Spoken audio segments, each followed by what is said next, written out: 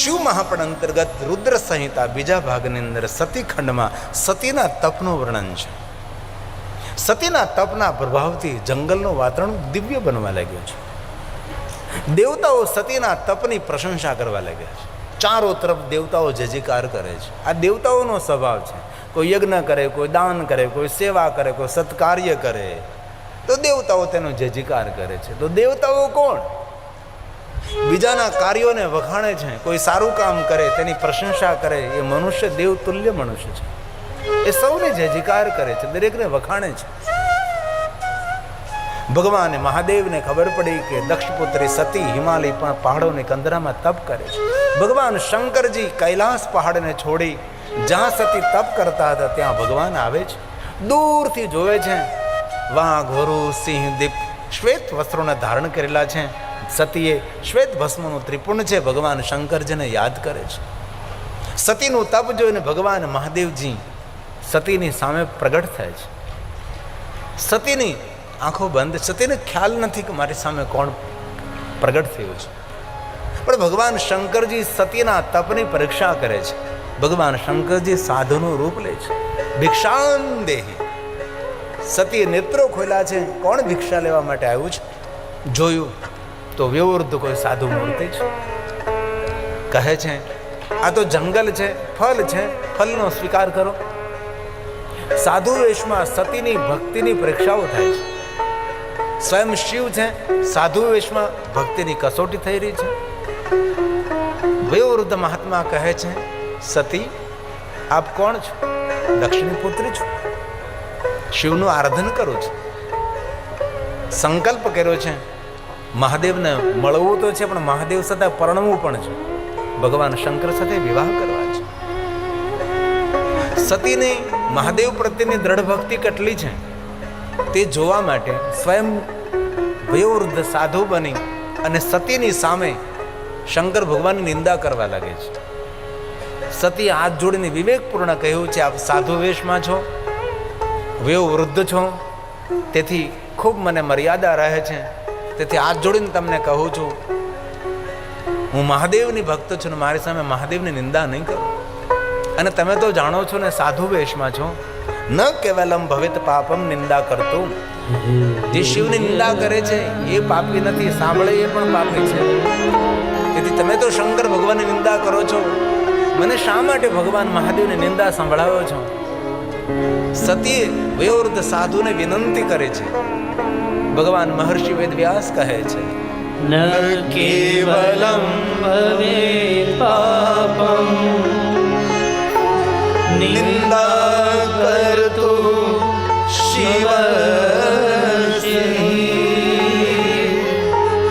યો મે શૃણોતિ તનિંદા પાપ ભક્ષ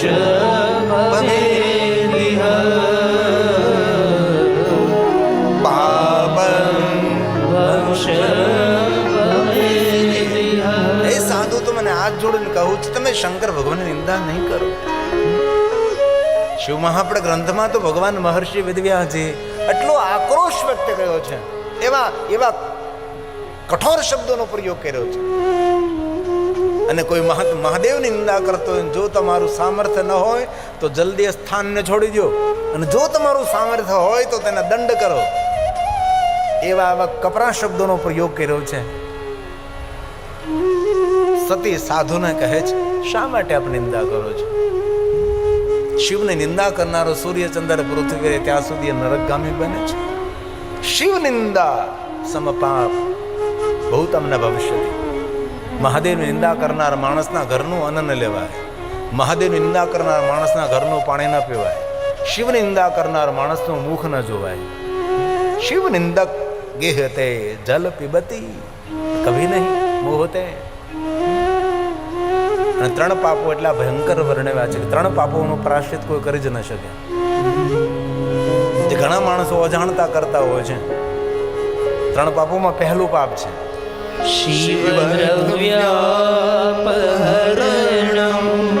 શિવજીના દ્રવ્યનું હરણ કરવું. એ પાપનું નિવારણ નથી. શિવજીના નામથી ભેગું કરેલું દ્રવ્ય પોતા માટે ઉપયોગ કરે છે, એનું નિવારણ નથી. શિવજીમાં આવેલું દ્રવ્ય જેને અધિકાર હોય તેને મળવું જોઈએ. બિન અધિકારી લોકો જ્યારે લઈ લે છે એ દ્રવ્યોનું તેને પાપ લાગે. શિવ દ્રવ્ય અપહરણ, શિવ દ્રવ્યનું હરણ કરવું. એક શિવ દ્રવ્ય છે શિવજીના નામથી એકત્ર કરેલું ધન, શિવાલયમાં એકત્ર થયેલું ધન, તે શિવ દ્રવ્ય કહેવાય છે. બીજો શિવ દ્રવ્યનો અર્થ એવો કર્યો છે રાજ દરબારમાંથી, જે રાજાના ખજાનામાંથી જે દ્રવ્ય સમાજની સુખાકારી માટે આવ્યું હોય અને એ દ્રવ્ય સમાજને સુખાકારી માટે ન વપરાય અને પોતા માટે એ દ્રવ્યનો ઉપયોગ થઈ જાય તે પણ શિવ દ્રવ્ય છે. રાજા મહારાજાઓ પોતાના ખજાનામાંથી પ્રજાની સુખાકારી માટે ખજાનસીને કહે કે તમે પ્રજાની સુખાકારી માટે એટલો ધનનો ઉપયોગ કરો જેથી કરીને પ્રજાને સુખ થાય. સુંદર રોડ બનાવો, રસ્તા બનાવો, કોઈને મકાન બનાવી આપો, સુંદર સુંદર દેવાલય શિવાલય બનાવો, વિદ્યાલય બનાવો, ઔષધાલય બનાવો, સરોવરો નિર્માણ કરો, જગત હિત માટે સુંદર વન બનાવો, સુંદર ઉપવન બનાવો. મારા ખજાનામાંથી ધન તમે લઈ જાઓ. પ્રજાના કલ્યાણ માટે જે રાજ દરબારમાંથી આવેલું ધન એ પ્રજાના કલ્યાણ માટે ધન ન વપરાય અને પોતાના કલ્યાણ માટે વપરાય છે, એ પણ શિવ દ્રવ્ય કહેવાય છે. તેથી કેન્દ્ર સરકારમાંથી આવેલું ધન પ્રજાની સુખ માટે જો આવ્યું હોય તો પ્રજાને સુખ માટે વપરાવવું જોઈએ. રોડ બનાવવા માટે, રસ્તા બનાવવા માટે, ગામના દેવાલય શિવાલય વિદ્યાલય ઔષધાલય, એના માટે દ્રવ્ય જો સરકાર તરફથી કેન્દ્ર તરફથી આવ્યું હોય તો સંપૂર્ણ દ્રવ્ય એ પ્રજાના કલ્યાણ માટે વપરાવવું જોઈએ. એમાંથી થોડું પણ જો આપણા ઘરમાં આવી જાય તો આજની તો કલ કર્મો આપણા સામે આવીને ઊભા રહે છે. એ સત્ય છે. આ દુનિયામાં આપણને સૌ છોડી દેશે પણ આપણા કર્મો આપણને નહીં છોડે. તેથી ભૂલથી પણ આવા કર્મો કરતા પહેલા ખૂબ સાવધાની રાખવી. ડાયા માણસો કોઈ આવું પગલું ન ભરે. એને શિવ દ્રવ્ય કહ્યું છે. 3 પાપો. પહેલું પાપ શિવ દ્રવ્ય, શિવ દ્રવ્યાપહરણમ, નિવારણ નથી, તેનો પરાશ્રિત નથી. બીજું પાપ શિવ નિંદા કૃતચિત, જે મહાદેવની નિંદા કરે છે એ પાપનું કોઈ નિવારણ નથી. અને ત્રીજું પાપ નિંદા ચ શિવ ભક્તાનામ પ્રાયશ્ચિતેન શુદ્ધ્યતે, પ્રાયશ્ચિતેન શુદ્ધ્યતે. એ 3 પાપનો કોઈ પ્રાશ્ચિત નથી. थोड़ी देर के लिए करेंगे.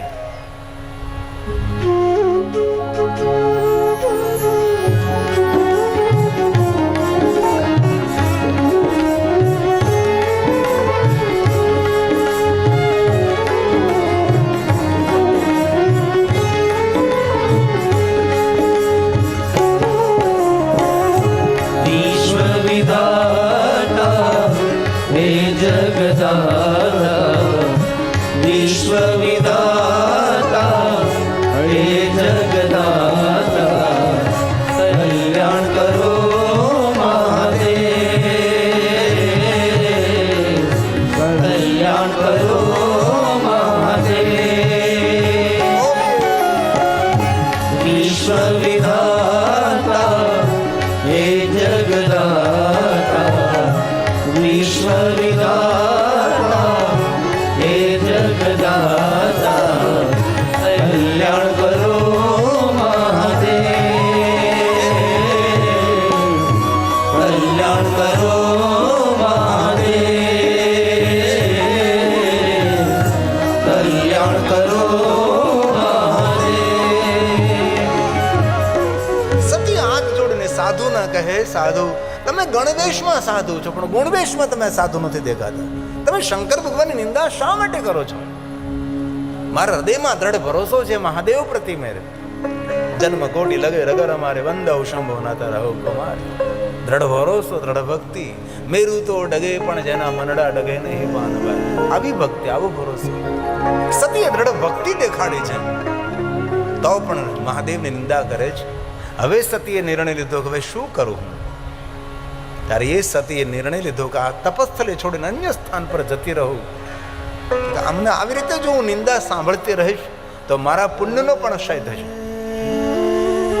અને ભૂલથી કોઈની નિંદા કરવી તો નહીં, પણ નિંદા સાંભળવી નહીં. નિંદા સમાન કોઈ પાપ નહીં, સત્સંગ સમાન કોઈ પુણ્ય નહીં. એક ઘડી આધી મેં પુણ્યાદ. જેટલો સમય મળે તેટલો સમય સત્સંગ કરો. ધન્ય ધન્ય વે સાધુ સંગતિ. કોઈ સાધુ પુરુષનો સંગ કરીએ. તમે સતીએ નિર્ણય લીધો કે સ્થાન છોડીને અન્ય સ્થાન જઈને તપસ્યા કરું. સતી એક કદમ બીજું કદમ ભરે છે. ભગવાન શંકરજી સતીની સાડીનો છેડો પકડીને ભગવાન શંકર ઉભા રહે છે. સતીને થયું કે મારી સાડીનો છેડો કોઈ ઝાંખરામાં કોઈ જગ્યાએ ભરાણો લાગે છે. સતી જતા જતા પાછું ફરીને જોવે છે તો ભગવાન સ્વયં સાધુ વેશ છોડી અને ભગવાન સ્વયં શંકરજીના સ્વરૂપમાં સતીની સાડીનો છેડો પકડીને ઉભા છે ભગવાન શંકર. તેથી મહાદેવનું નામ એક લીલાધર છે, લીલા વિશારદ ભગવાન શંકર છે. પણ શંકર આપણો પિતા હોવાથી તેની કોઈ લીલાનું વર્ણન ન કરી શકાય. કારણ કે જગત પિતરો વંદે પાર્વતી પરમેશ્વરો. આપણા સૌના માતા પિતા શંકર અને પાર્વતી છે. તેથી ઘણી બધી લીલાઓનું વર્ણન કરવું એ આપણા માટે યોગ્ય ન કહેવાય, કારણ કે આપણા માતા પિતા છે. મૂળ રૂપમાં શંકરજી દર્શન આપે છે. સતી કહે છે ભગવાન આપ મારી પરીક્ષા કરતા હતા. ભગવાન શંકરજી સતીને કહે છે આપ મારી પરીક્ષામાંથી નિપુર્ણ પૂર્ણ ઉતર્યા છો, હવે તમે વરદાન માગો. સતી વરદાન માગે છે કે મહાદેવજી આપ મારી સાથે વિવાહ કરો. શંકર ભગવાન કહે બીજું વરદાન માગો. ત્યારે સતી બીજું વરદાન માગીને કહે છે કે મારી સાથે સુંદર શૃંગાર કરીને દેવતાઓ તમને જોતા રહી જાય એવું સુંદર રૂપ અને સ્વરૂપ ધારણ કરે મારી સાથે વિવાહ કરો. પિતાંબર શ્વેતાંબર ઉપવસ્ત્ર, સોના ચાંદી હીરા મોટી સુંદર રત્ન જડિત મુકુટ ધારણ કરી આપના રૂપ અને સ્વરૂપને સૌ નિહાળે. ભગવાન શંકરજી સતીને વરદાન આપે છે. ભગવાન શિવ કૈલાસ પધારે છે અને સતી પોતાનું તપ પૂર્ણ કરી પ્રજેશ નગરમાં આવે છે. નગરવાસીઓ સતીનું સ્વાગત કરે છે, પુષ્પની વૃષ્ટિ કરે છે. અમારા રાજા પ્રજેશની પુત્રી ઘનઘોર જંગલમાં તપ કરવા ગઈ હતી અને તપસ્યા કરીને આવે છે. નગરના માણસો જય જયકાર કરે, સતીનું સ્વાગત અને સન્માન બહુમાન કરે છે. આપણે આ ગુજરાતની પરંપરા છે. કોઈ સાધુ સંત આવે તેનું સ્વાગત કરીએ, કોઈ મહાપુરુષ આવે તેનું સ્વાગત કરીએ, કોઈ સમાજ સેવક આવે તેનું સ્વાગત કરીએ, કોઈ મોટો માણસ આવે તેનું સ્વાગત કરીએ. આપણા માતા પિતા યાત્રા કરવા ગયા હોય, યાત્રા કરીને આવે તો સ્વાગત કરીએ. શેરી વળા વિસર્જ કરો. આપણું ગુજરાતી પરંપરા છે.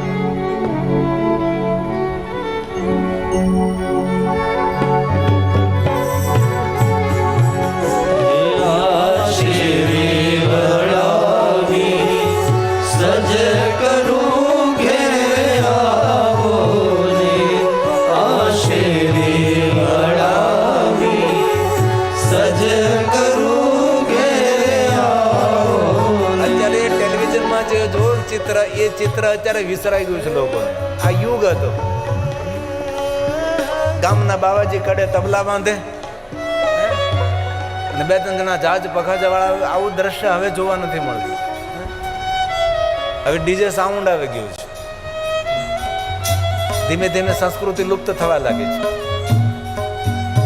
આવા દ્રશ્યો આમાં ઘણા મોટી ઉંમરના લોકોએ જોયા હોય છે કે ગામના બાવાજી હોય કડે તબલા બાંધે, પખાજ વગાડે, વળી કોઈને પેટી હાર્મોનિયમ વગાડતા આવડતું હોય, વાજુ પેટી, તો વળી ખંભે પટ્ટો નાખે ને એ વગાડે અને ગામમાં સ્વાગત થતું. આવા દ્રશ્યો આપણે સૌ જોયા છે. અત્યારની નાની પેઢીઓને આ જોવા નહીં મળે. આપણી સંસ્કૃતિ છે. શેરી વડાવી સજ કરું ઘેર આવો રે. શેરી વડાવી સજ કરું ઘેર આવો રે. આંગણીએ પધરાવું ફૂલ પલમ ઘેર આવો રે. આંગણીએ પધરાવું ફૂલ પલમ ઘેર આવો રે. શેરી વડાવી સજ કરું ઘેર આવો રે. શેરી વડાવી સજ કરું ઘેર આવો રે.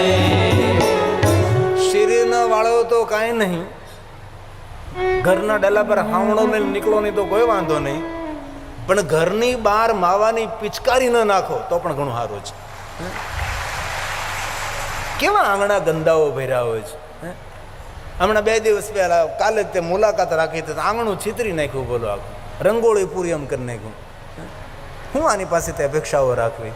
એક વાત કહું, દુઃખ નહીં લગાડતા તમને સાધુ છું, ને દુઃખ લગાડો તો ક્યાં કાલ તો 12 વાગે ભાગી જવાનું છે, આપણે પૂરું થઈ જાય છે. બહુ દિલથી એક વાત યાદ રાખજો, જે પોતાના દેહનું ધ્યાન ન રાખી શકે એ દેશનું હું ધ્યાન રાખી શકવાનું હતું. પહેલાં પોતાના દેહનું ધ્યાન રાખવું પડે છે. તમે તંદુરસ્ત રહો. તેથી આ કથા દરમિયાન ગિરિબાપુને કાંઈ દક્ષિણા આપ્યું હોય તો હૃદયથી મારી પ્રાર્થના છે, માવો ખાતા હો, બીડી પીતા હોય તો છોડજો. ખૂબ તંદુરસ્ત જીવન જીવો ભાઈ. માવો બીડી ખાતા નહીં એને કેન્સર હોસ્પિટલમાં આંટો મારી આવો. આજને તો કાલ તમારા આંગણે ખોખારો મારવાનો જ છે. અમારે રાજસ્થાનમાં ભુવાજીની કથા હતી, મને ખબર નહીં હતી એ ભુવાજી છે એમ, એ લોકો છુપાવેલું હતું. તો હવે મેં કથા કરવા ગયા પછી તો હવે કરવું શું? હવે ભુવાજી એનામાં પણમાં બધા વીર પુરુષો આવે, એટલે મેં ભુવાજીને કીધું કે મારે જોવું છે, વીર પુરુષો આવે ખરા. તે હું તો કથા પહેલાં ત્યાં ગયો, ત્યાંની બેઠક હતી, રવિવાર હતો, રવિવારની બેઠક હતી. રવિવારની બેઠક એટલે હું ગયો એટલે તરત થોડી વાર થઈ મને ઉપર બેસાડ્યો. મેં તો ઉપર નહીં, નીચે બેસું. નહીં ઉપર બેસ. પછી થોડી વારમાં એ રાજા એના હરમાં આવ્યા અને એ પછી એમનો હાવભાવ બદલી જાય, વાણી બદલી જાય, બહુ જ બધું બદલી જાય. આંખો તેની બદલી જાય. પછી બધાના પ્રશ્નોના જવાબ આપે. હું તો આમ ડરવા લાગ્યો કે એવા આંકલા પડકારા આપણે કોઈ દી જોયું નહીં આવું બધું. આપણે તો સીધા સાદા માણસ. પછી એમના અનુયાયીને કહ્યું કે મારા દ્વારે શિવ પરમ ભક્ત ગિરિબાપુ આવ્યા છે, તેનો સન્માન કરો. તો એક જણાએ 1100 રૂપિયા આપ્યા. અરે રાજાનો દરબાર છે, 1100 હોય 11,000 આપો. બધું મારું કામ થઈ ગયું. સ્વાગત સન્માન થયું. અને પછી જે વીર પુરુષ અંદર આવ્યા હતા એમને પછી એમ કહ્યું મને કેસરનું પાણી આપો. ભાગ જુગે તે દિવસે અનુયાયી કેસરનું પાણી રાખેલું નહીં, કેસરનું પાણી મળ્યું નહીં. તો તરત બોલ્યા કેસરનું પાણી ન હોય તો મને અત્તર આપો, 60 આપો અત્તર. તો એક જણે આખી બોટલ લઈ આવીને જે વીર પુરુષ આવ્યા હતા જે ભુવાજીના શરીરમાં આખી અથાળી ભરી દીધી 60 અત્તરની. અને પીવાની તૈયારી કરે ને મેં હિંમત કરીને હાથ પકડી લીધો, મેં પીવા નહીં દીધું. એટલો હાથ પકડી રાખ્યો, એક થોડુંક પણ એને ભુવાજીને પીવા નહીં દીધું. મેં કીધું આ ઓજરી ખખડાવી દેશે, ઓજરી હળી જશે. મેં કીધું આજથી જે તમારા પંડમાં હોય રાજા, મેં કીધું હું સાધુ છું, પ્રતિજ્ઞા લ્યો રાજાને કે આજથી કોઈ દિવસ સેન્ટ નહીં પીવું, આજથી કોઈ દિવસ અત્તર નહીં પીવું. અને ભુવાજીને હૃદયમાં કોઈ રાજા આવતા હતા અને રાજાએ સંકલ્પ લીધો કે સાધુ છે ગિરિબાપુ એટલે સંકલ્પ કરું છું કે આજથી ક્યારે પણ મારી જ્યારે હાજરી થશે ત્યારે હું સેન્ટ કે અત્તર નહીં પીવું. આજથી હું પ્રતિજ્ઞા લઉં છું. આ કરવાનું છે આપણે, કારણ કે એ કોઈનું હગું ન થાય. ભલે અંદર તો આપણે રાજા કે વીર પુરુષ જે કાંઈ હાજરી થઈ હોય પણ જવાનું છું તો આની હોજરીમાં જ ને હળી જાય, માણસનું મૃત્યુ થાય. તેથી થોડી સાવધાની રાખીએ આપણે. હા, વિજ્ઞાનનો યુગ છે, ટેકનોલોજીનો યુગ છે. વિરાટ વિશ્વને ક્યારેક નિહાળો. આપણા શિવપુરાણમાં જેનું વર્ણન છે, આ વિરાટ આકાશની અંદર આ પૃથ્વીની કોઈ હસ્તી નથી. તો પૃથ્વીની કોઈ હસ્તી ન હોય, પૃથ્વી રજ જેવી છે તો આ શરીર ગજ જેવું, એની શું હસ્તી હોઈ શકે છે? તેથી થોડીક વાસ્તવિકતા સ્વીકારવા પ્રયાસ કરીએ આપણે.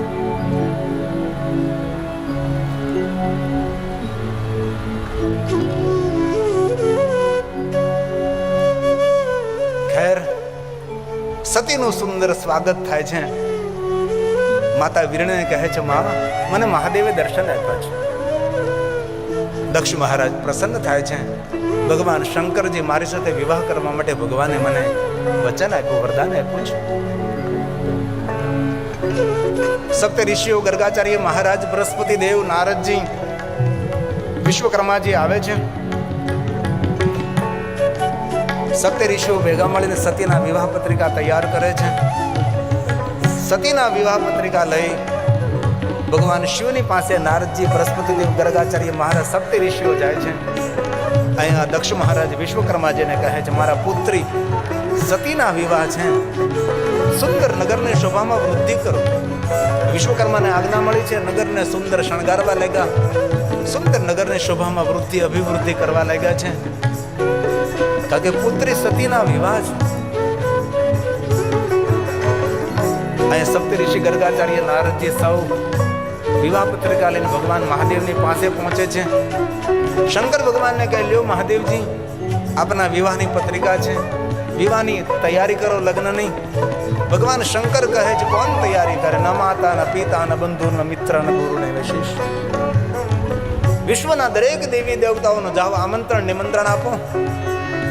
સૌને નિમંત્રણમાં, શુભ સભામાં આમંત્રણ હોય છે.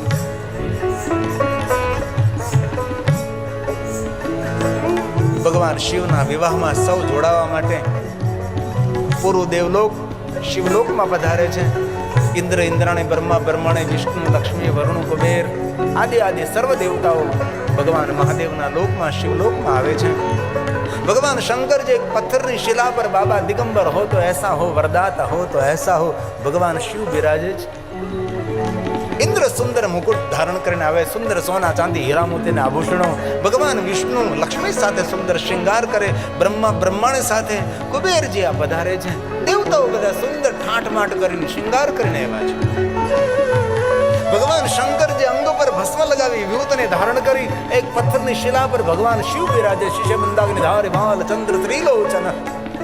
ભગવાન શિવજી પ્રસન્ન મુખ મુદ્રાથી બિરાજે છે. સૌને આવકારે છે, પધારો ઇન્દ્ર, પધારો બ્રહ્મા, વિષ્ણુ. ઋષિ મુનિઓની સભા છે. ઇન્દ્રને અપ્સરાઓ, ગાંધર્વો, કિન્નરો, ચારણો સૌ કૈલાસની શોભામાં વૃદ્ધિ કરી રહ્યા છે. આકાશના તારાઓ જેમ આકાશની શોભામાં વૃદ્ધિ કરે, તેમ કૈલાસની અંદર ઉપસ્થિત દેવતાઓ કૈલાસ પર્વતની સુંદરતામાં વૃદ્ધિ કરી રહ્યા છે. ભગવાન શંકરજી સૌ પર કૃપા દ્રષ્ટિ કરે છે અને સૌને બહુ પ્રેમ ભાવ, કરુણા દ્રષ્ટિથી નિહાળે છે. પ્રસન્ન મુખ મુદ્રા છે. અંગ ઉપર એટલા તો સર્પો છે કે પૂરું સર્પાલય છે. સર્પોનું ઘર છે શંકરજી. જટા વિખરાયેલી છે, જટા પથરાયેલી છે. જે શિલા પર બેઠા, શિલા પણ પૂરી દેખાતી નથી. એ શિલા પણ જટાથી ઢંકાયેલી છે. જેમ 500-700 સાલ જૂનો કોઈ ઘનઘોર જંગલમાં વડલો હોય અને જેમ વડવાઈઓ પથરાયેલી હોય, તેમ શંકરજીની જટા આજુબાજુ પથરાયેલી છે. કોઈ સર્પ જટાની અંદર લપેટાઈ ગયો છે, કોઈ સર્પ જટાની ઉપર જઈ રહ્યો છે, કોઈ સર્પ જટાથી નીચે આવી રહ્યો, કોઈ સર્પ અંગથી નીચે જઈ રહ્યો છે, કોઈ સર્પ ધરતીથી અંગ પર વીંટળાઈ રહ્યો છે, કોઈ આ બાહુથી બીજું બાહુ, કોઈ ગળામાં ભરડો મારી રહ્યો છે, કોઈ સર્પ ફૂફકારથી ભગવાન શિવજીના ત્રીજા નેત્રે અગ્નિ જ્વાળામાં વૃદ્ધિ કરી રહ્યો છે. કોઈ સર્પ વીંટાઈ રહ્યા છે. કટિબંધ સર્પનું છે, યજ્ઞોપવ સર્પનું છે, ગળામાં હાર, નાગોનો હાર ભગવાન શંકરજી સર્પાલય છે. નાગેન્દ્રહારાય ત્રિલોચનાય ભસ્માંગરાગાય મહેશ્વરાય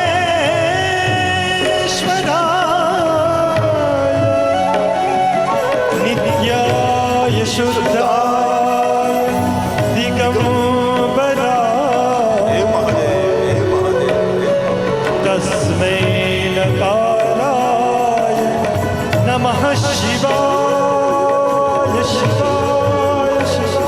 દેવતાઓ પરસ્પર હસવા લાગ્યા. દેવતાઓ નારદે પૂછ્યું કે દેવતાઓ શા માટે આપ હસી રહ્યા છો?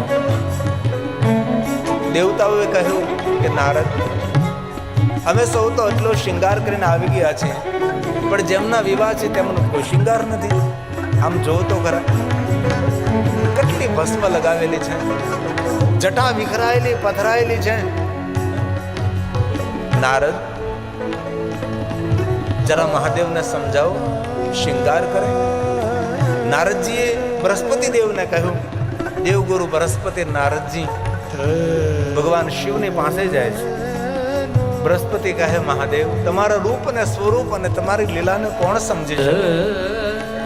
ભગવાન તમે જોવામાં રૌદ્ર છો, પણ અમે જાણીએ છીએ ભગવાન શંકરજી આપનો સ્વભાવ રુદ્ર છે, રુજુ સ્વભાવ છે.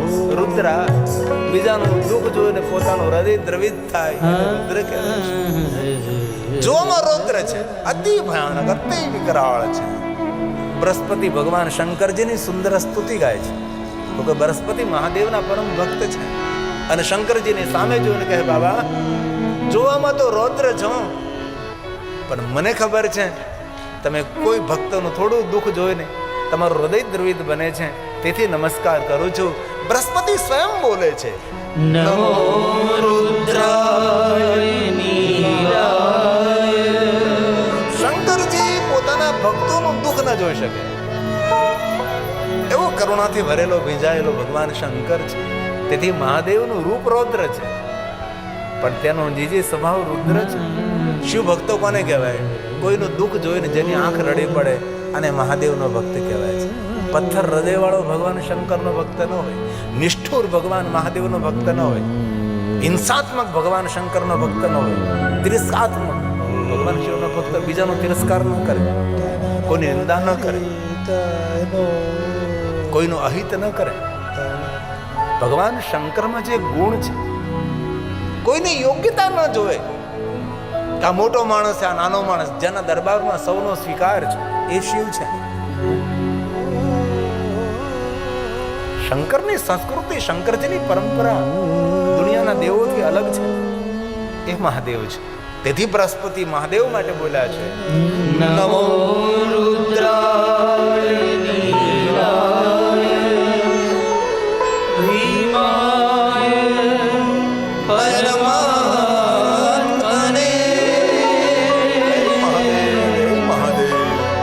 કપર્દિને સુરેશાય